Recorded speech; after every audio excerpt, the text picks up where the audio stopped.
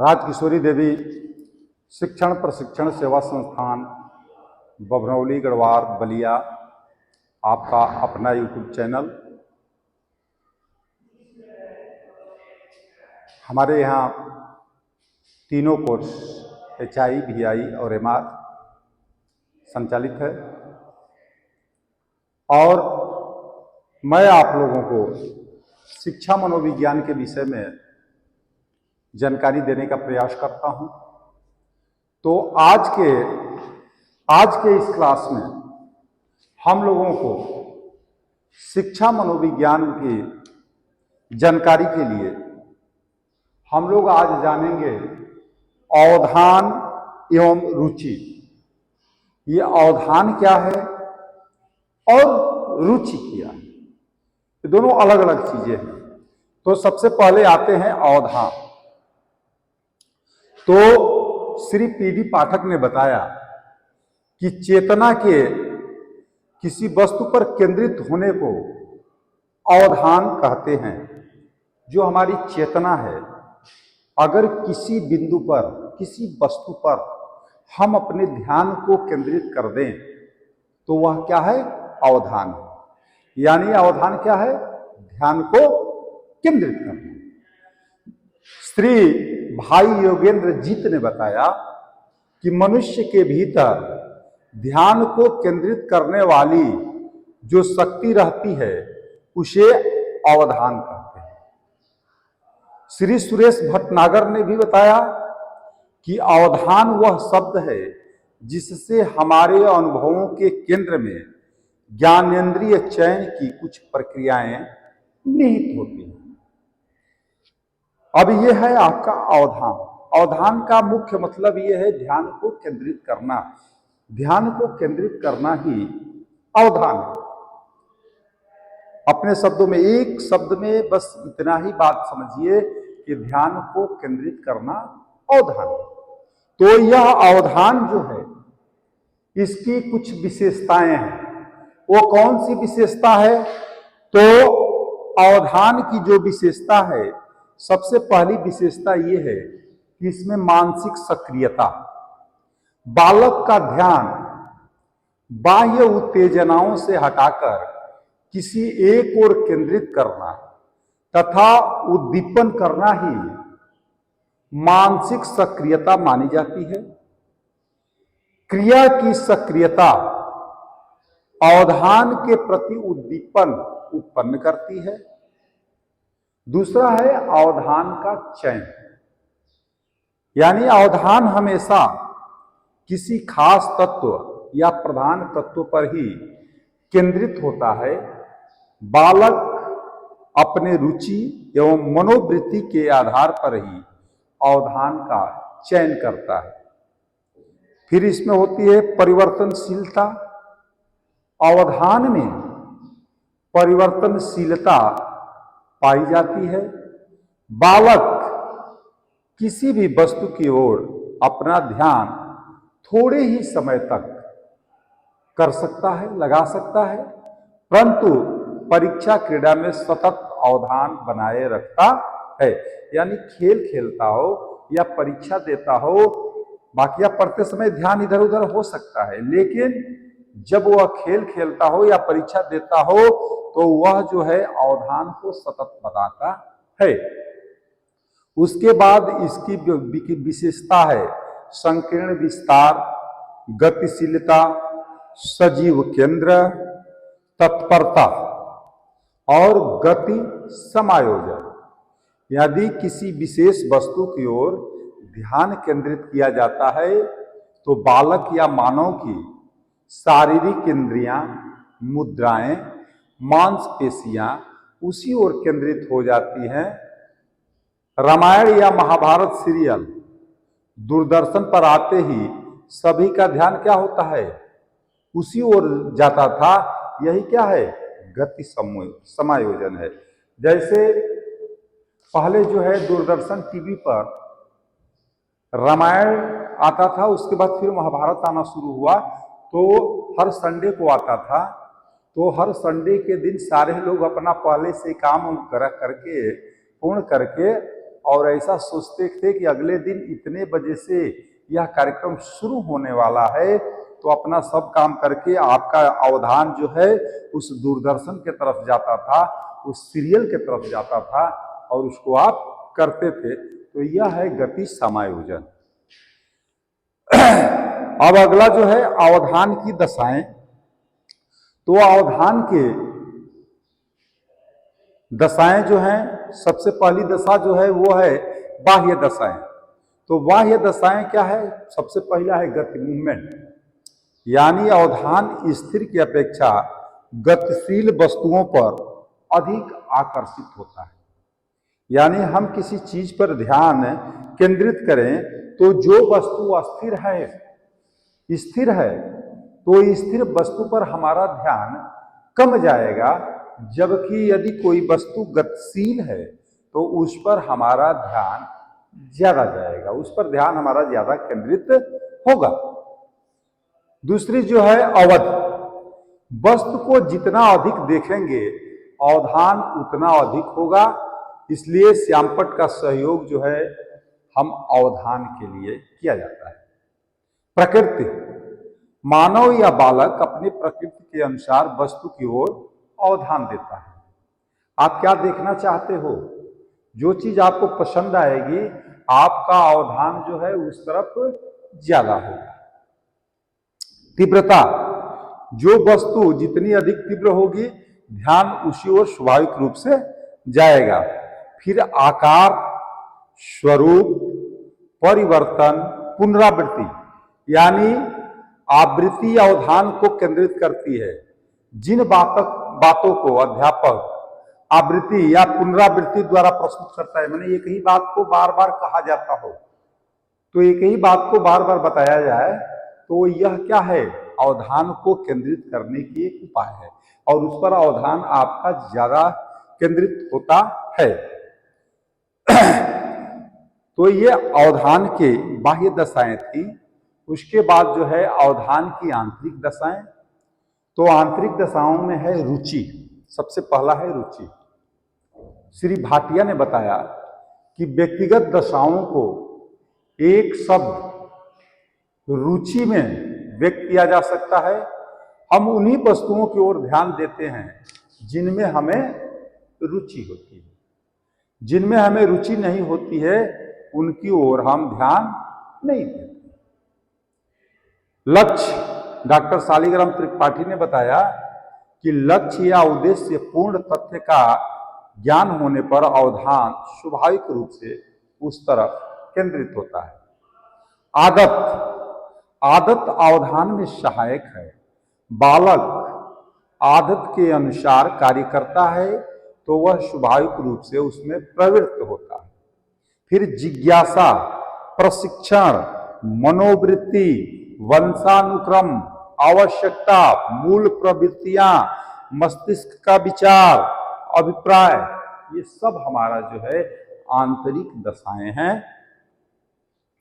तो अवधान की आंतरिक दशाओं के अंतर्गत यह पाया गया है कि इसमें रुचि, ज्ञान लक्ष्य के साथ ही अस्थायी भाव, प्रवृत्तियों का बोध, मानव मस्तिष्क के विचारों का अध्ययन किया जाता है।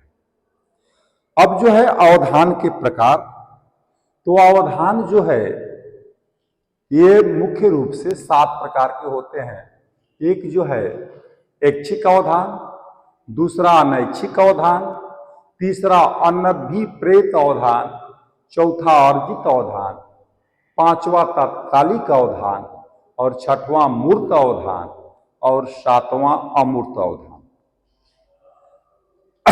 अब जो है अवधान एवं शिक्षा। विषय का अध्यापन यथा समय करना चाहिए। विषय को परिवर्तित करके प्रस्तुत किया जाए, इससे अवधान बढ़ेगा। कक्षा का वातावरण शांत होना चाहिए। विषय या पाठ की पूर्ण तैयारी होनी चाहिए। विषय को रुचिपूर्ण ढंग से प्रस्तुत करना चाहिए। शिक्षण प्रक्रिया या विधियों को परिवर्तित करना चाहिए। शिक्षण सामग्री का समुचित रूप से प्रयोग करना चाहिए। बालक की प्रवृत्तियों की ओर ध्यान देना चाहिए। यह अवधान को केंद्रित करने के उपाय है। दूसरा जो है रुचि, इंटरेस्ट, तो हमको जिस चीज में ज्यादा रुचि होगी उसमें अवधान ज्यादा होगा। यानी किसी कार्य विशेष से, रुचि का तात्पर्य जो है किसी कार्य विशेष से लगाव है। और श्री भाटिया ने रुचि का अर्थ बताया है अंतर करना। हमें वस्तुओं में इसीलिए रुचि होती है क्योंकि उनसे हमारा संबंध होता है। श्री राम बाबू गुप्ता ने बताया कि रुचि वह मानसिक व्यवस्था है जिसके कारण हमें कोई वस्तु अच्छी या बुरी लगती है। अब जो है रुचि के प्रकार, तो रुचि जो है दो भागों में बांटी जाती है। एक तो है जन्मजात रुचि। तो जो रुचि मूल प्रवृत्तियों एवं जन्मजात प्रेरकों के कारण व्यक्ति में किसी वस्तु के प्रति होती है उसे जन्मजात रुचि कहते हैं। और दूसरा जो है अर्जित रुचि, यानी जिस रुचि को किसी दशा या अवस्था के कारण या विशेष परिस्थितियों के कारण उत्पन्न किया जाता है या उत्पन्न होती है, उसे अर्जित रुचि कहा जाता है। एक हमको जन्मजात मिलती है और एक समाज में कमा करके हम पाते हैं, यानी अर्जित करके पाते हैं। तो यह हमारी रुचि जो है दो प्रकार से होती है। अब जो है अवधान एवं रुचि में संबंध, तो अवधान और रुचि में संबंध के विषय में जिसे प्रथम मत जो है यह है कि अवधान रुचि पर आधारित इस प्रकार के मनोवैज्ञानिक दार्शनिकों की यह अवधारणा है कि अवधान का आधार रुचि ही है। द्वितीय मत है रुचि पर अवधान आधारित। इस मत के समर्थक यह अवधारणा रखते हैं कि रुचि पर अवधान आधारित माना जाए। तीसरा मत है कि इस मत के मनोवैज्ञानिकों की विचारधारा के अनुसार रुचि एवं अवधान में अन्याय न्यायश्रित संबंध है और दोनों ही एक दूसरे के पूरक है। अब रुचि एवं शिक्षा, तो रुचि और शिक्षा में यह होता है कि पाठ्यक्रम का व्यवस्थित होना, व्यवस्थित एवं समुचित शिक्षा विधि का प्रयोग, समय सारणी की समुचित व्यवस्था, विकर्षण से वचन, विषय के प्रति रुचि उत्पन्न करना, व्यवहारिक पक्ष व्यवस्थित करना, समुचित शिक्षण विधियों का उपयोग, आवश्यकता अनुसार विषय परिवर्तन। भाई आवश्यकता अनुसार, जैसे खाना भी है, अगर एक ही खाना को रोज रोज खाओगे तो निश्चित रूप से आपका मन बदल जाएगा। इसलिए खाने को रुचिकर बनाने के लिए भोजन में भी, अपने मेनू में भी बदलाव होना चाहिए। किसी दिन रोटी सब्जी खाए तो किसी दिन चावल दाल, किसी दिन खिचड़ी भी खाओ, किसी दिन ये अपना खीर भी खाओ। ऐसे उसको बदल देंगे तो उससे आपकी रुचि बढ़ती है। और खेल पर आधारित शिक्षण, ये आपकी रुचि है। अगला चीज आ गया चिंतन, तर्क एवं समस्या समाधान। तो चिंतन यानी थिंकिंग क्या है? चिंतन विचार करने की वह मानसिक प्रक्रिया है जो किसी समस्या के कारण आरंभ होती है और उसके अंत तक चलती रहती है। समस्या का समाधान करने वाले मानसिक प्रक्रिया चिंतन है। चिंतन की विशेषताएं क्या है?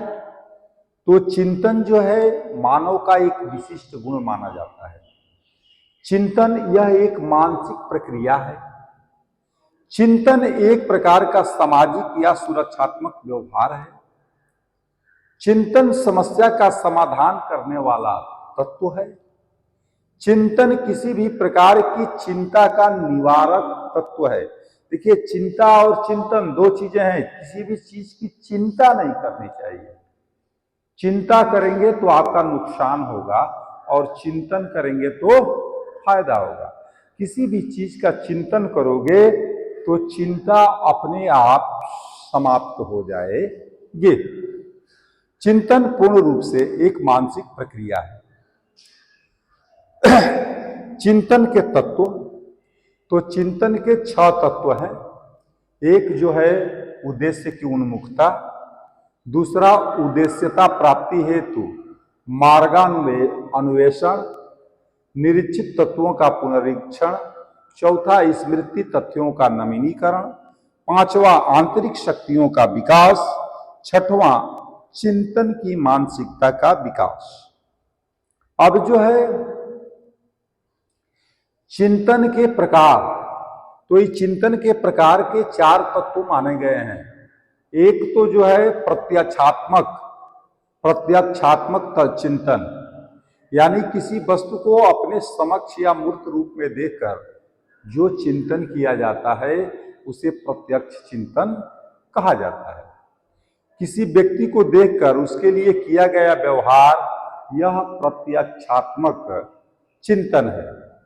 दूसरा है कल्पनात्मक चिंतन, यानी वस्तु के अभाव में, वस्तु दिखाई नहीं दे रही है, उसके संदर्भ में किया गया विचार जो है कल्पनात्मक चिंतन माना जाता है। तीसरा जो है प्रत्यात्मक चिंतन, यानी पूर्वानुभव के आधार पर चिंतन करते हुए भविष्य के लिए एक निश्चयतात्मकता उपस्थित की जाती है। तार्किक चिंतन, तो तार्किक चिंतन को एक सर्वोत्तम चिंतन माना गया है और किसी भी समस्या का समाधान करने के लिए प्रत्ययों की संरचना करते हुए उद्देश्य तक पहुंचा जाता है या उद्देश्य की प्राप्ति की जाती है। अब जो है चिंतन और शिक्षा, तो चिंतन, इसके विषय में कुछ विचार हैं। जैसे पहला विचार है चिंतन संबंधी विषयों को उपस्थित या उसको प्रस्तुत किया जाना, भाषा के विकास की ओर विशेष ध्यान देना चाहिए, बालकों को रटंत प्रक्रिया से मुक्त कराना चाहिए, बालकों को समक्ष ज्ञानात्मक पक्ष को प्रस्तुत करना चाहिए, बालकों को शैक्षिक उत्तरदायित्व का वहन करने के लिए अवसर प्रस्तुत करना चाहिए, बालकों को प्रयोग, अनुभव, निरीक्षण एवं चिंतन का अवसर दिया जाना चाहिए। अब जो है तर्क का जो है अर्थ, तो तर्क का अर्थ एवं परिभाषा जो है इस प्रकार से प्रस्तुत किया गया है कि जो किसी भी वस्तुओं या विषय तर्क के माध्यम से प्रतिपादन करे वही तर्क है। अब तर्क के सोपान, तो तर्क के जो सोपान हैं वो पहला है सामग्री का संग्रह, यानी स्मृति एवं निरीक्षण के आधार पर सामग्री का संग्रह किया जाता है। सामग्री का दूसरा है सामग्री का संयोग, यानी स्मृति एवं निरीक्षण के माध्यम से संप्राप्त तथ्यों को एकत्रित कर उनके संबंधों का ज्ञान प्राप्त किया जाता है तथा आवश्यक तथ्यों को स्वीकार कर समस्या समाधान के लिए प्रश्नों का निर्माण या चयन किया जाता है।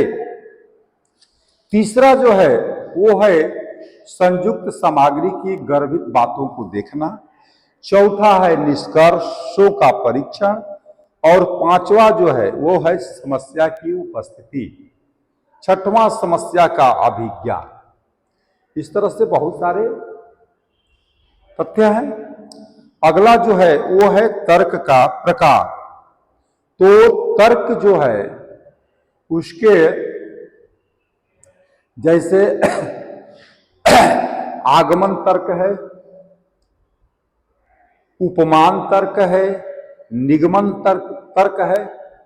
तो आगमन तर्क में क्या होता है कि दार्शनिक एवं शास्त्रीय तर्क है जो कि बंधन विहीन कार्य करता है और इसके तत्व जो है उसमें ये होता है कि निरीक्षण, प्रयोग। जैसे रमेश पढ़ता है, दिनेश भी पढ़ता है, रमेश एवं दिनेश पढ़ते हैं, रमेश दिनेश दोनों भाई पढ़ते हैं, ये क्या है? निरीक्षण है। फिर प्रयोग,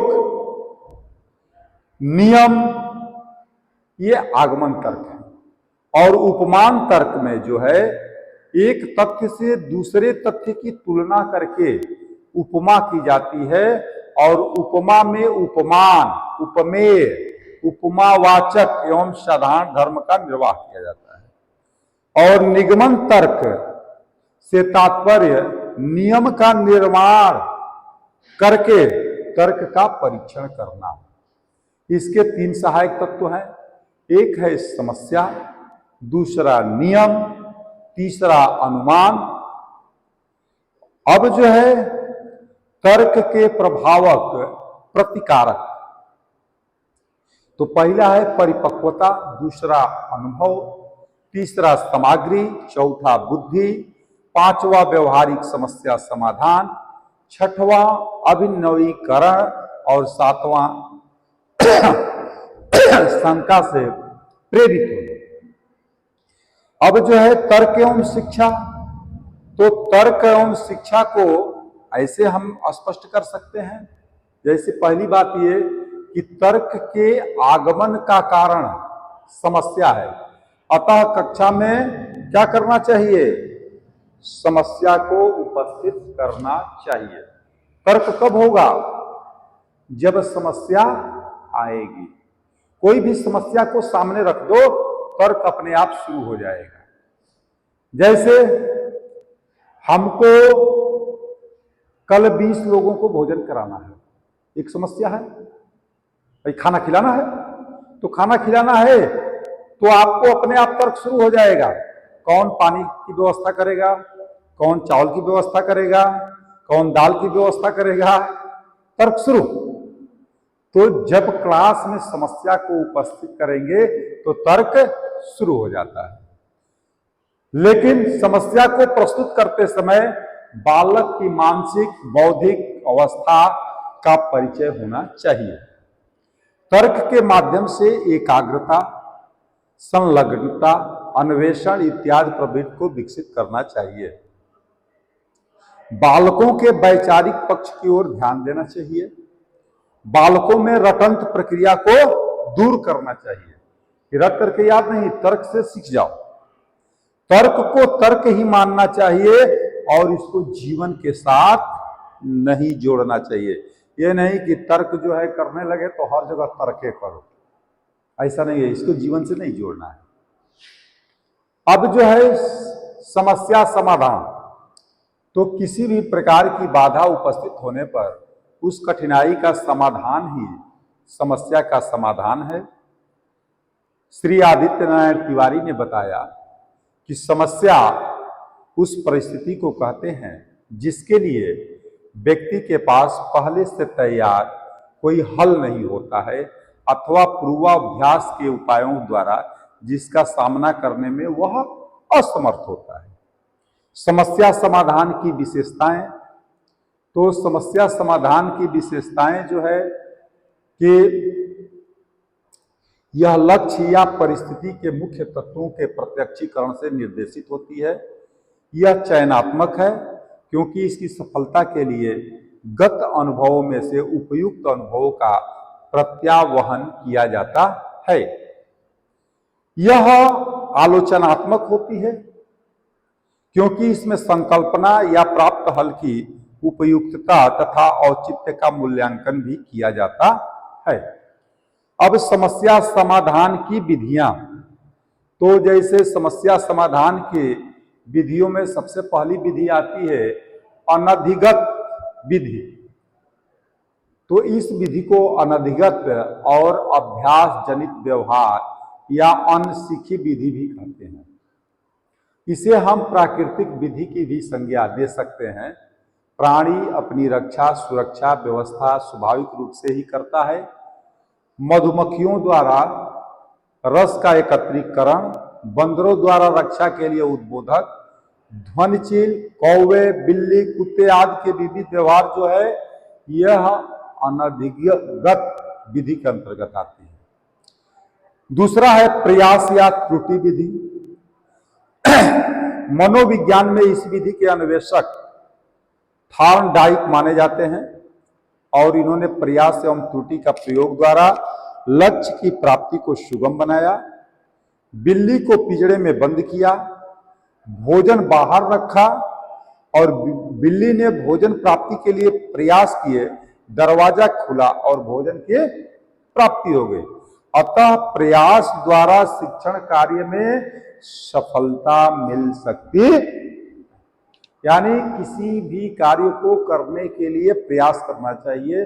यह नहीं कि बिना प्रयास के ही हमको सब कुछ मिल जाए, तो ये गलत होगा। अगला जो है अंतर्दृष्टि विधि। तो अंतर्दृष्टि विधि में जो है समस्या समाधान के लिए पूर्णाकार विधि एवं अंतर्दृष्टि विधि का प्रयोग किया गया है। यह प्रयोग जो है चिंपांजी पर किया गया, जो अपनी सूझ द्वारा लक्ष्य को प्राप्त करता है। अधिगम के सिद्धांत में इसकी व्याख्या है। इसके बाद एक विधि है परोक्ष विधि। परोक्ष विधि को अनुभव विधि भी कह सकते हैं। मानव या बालक परोक्ष में प्राप्त अनुभव के आधार पर समस्या का समाधान करता है। उसके बाद से है वैज्ञानिक विधि। तो वैज्ञानिक विधि में होता क्या है, तो पहला चीज की समस्या का परिज्ञान की समस्या क्यों आई। दूसरा जो है दत्त सामग्री का समग्र, प्रकल्पनाओं की व्यवस्था, चौथा मूल्यांकन, पांचवा मूल्यांकन एवं समाधान और छठवीं बातें आती है निष्कर्षों का विवेचन एवं निरूपण। अब जो है समस्या समाधान के पद। तो समस्या का परिज्ञान, जैसे कि पहले भी बताया गया आपको कि समस्या का परिज्ञान अपने आप में समाधान है और इसमें समस्या की प्रकृति, स्वरूप, व्यवहार, विचार, अवरोध, इस पर विचार किया जाता है। परिज्ञान एवं दत्त सामग्री का समग्र, यानी समस्या का परिज्ञान हो जाने के बाद उसके संबंध में आंकड़े एकत्रित किए जाते हैं तथा पूर्व में किए गए समस्या समाधान की विधियों, प्रक्रिया, स्वरूप आदि को पता लगा करके अनुभव के आधार पर समाधान किया जाता है। उसके बाद जो है समस्या समाधान एवं शिक्षा। तो शिक्षा के अंतर वस्तु पहला, दूसरा है समस्या के स्तरों की पहचान, तीसरा जो है समस्या समाधान के संदर्भ में तथ्यों का अधिगम, चौथा है मौलिकता की शिक्षा प्राप्त करना, पांचवा यथार्थ मूल्यांकन, छठवां चिंतन परीक्षण, सातवां शिक्षण विधि। तो ये सब रहा। आज हम लोग इस क्लास में अवधान, रुचि, तर्क, चिंतन और समस्या समाधान, इन बातों पर चर्चा किए और मुझे उम्मीद है कि इस बातों को मैंने आपके बीच अपना प्रयास से रखने का प्रयास किया। आपको निश्चित रूप से इसका लाभ मिला हुआ होगा। अब जो है अगला, हम लोग जैसा कि प्रतिदिन ऐसा करते हैं कि लास्ट में यही जो बातें हम लोग बोलते हैं इसी में से कुछ प्रश्न बनाते हैं और उसका उत्तर हम लोग अंत में लेते हैं। तो इस चीज को जानने के लिए अब सीधा सीधा हम आते हैं प्रश्न और उत्तर पर। तो सबसे पहला प्रश्न जो है, हम लोगों ने पढ़ाई शुरू किया था अवधान से, तो प्रश्न भी हमको अवधान से ही शुरू है। अवधान क्या है? तो अवधान जो है यह ध्यान और समर्पण की स्थिति जो है अवधान कहलाती है। दूसरा है अवधान का शाब्दिक अर्थ क्या है? तो यह प्रतिबद्धता, माने किसी चीज के प्रति आपकी प्रतिबद्धता हो जाए। यहां पर देखिए ध्यान भी आ सकता है, लेकिन इससे भी श्रेष्ठकर प्रतिबद्धता है। अगला प्रश्न जो है, अगला प्रश्न आपका है, किस शास्त्र में अवधान के लिए पूर्ण विधि है? तो वो है समरांगण सूत्र। अवधान के लिए समर्पित एक अद्वितीय कला का नाम क्या है? तो वो है अवधान कला। अगला प्रश्न आपका है कि अवधान में कितने प्रकार के संज्ञान होते हैं? तो ये है 3। अवधान में कौन कौन से प्रकार के संज्ञान होते हैं? तो इसके सभी उत्तर, प्रश्न और विचार तीनों बातें होती हैं। अगला प्रश्न आपका जो है, अवधान के लिए किस तरह की साधना आवश्यक होती है? तो तनाव मुक्त, संवेदनशीलता, संयम, सभी सही है। अवधान कला में कितने अधिक बोल संप्रेषित किए जा सकते हैं? तो ये है 1 से अधिक। अगला प्रश्न जो है अब है रुचि से। तो रुचि क्या है भाई? रुचि को ही अभिरुचि भी कहा जाता है। रुचि किसे कहा जाता है? तो अभी आप पिछले क्लासों में देखे कि जो चीजें हमें पसंद है वही क्या है? रुचि। अगला जो है प्रश्न, अगला प्रश्न जो है, रुचि की उत्पत्ति किसके द्वारा होती है? तो भाई रुचि जो है हमारी किससे उत्पन्न होगी? आवाज से, स्वाद से, सुगंध से, सभी विकल्प। तो कभी भी किसी चीज की रुचि जो है उसके स्वाद से उत्पत्ति होती है। रुचि के लिए सबसे महत्वपूर्ण क्या होता है? तो वो होती है रुचिकर्ता की प्राथमिकता। अगला प्रश्न जो है, रुचि के प्रकार कितने होते हैं? तो आपको बताया गया था 3। अगला है, निम्नलिखित में से कौन सा एक रुचि का प्रकार है? यानी पढ़ने की। अगला जो है,